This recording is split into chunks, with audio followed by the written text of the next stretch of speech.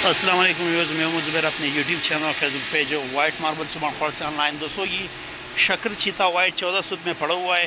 बहुत खूबसूरत माल है, सारा एक ही शेड का, मतलब खूबसूरत वाइट बेस के साथ अवेलेबल है। एक मुकम्मल लाट है।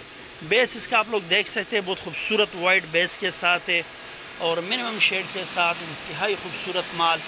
रेट इसका इंतहाई मुनासिब रेट है। अगर आपको मतलब इस तरह के बेस के साथ चाहिए, शक्कर में शक्कर चीता वाइट में चाहिए, तो ये मतलब रेट भी इसका इंतहाई मुनासिब है और ये इंतहाई खूबसूरत माल ये इस वक्त पड़ा हुआ है।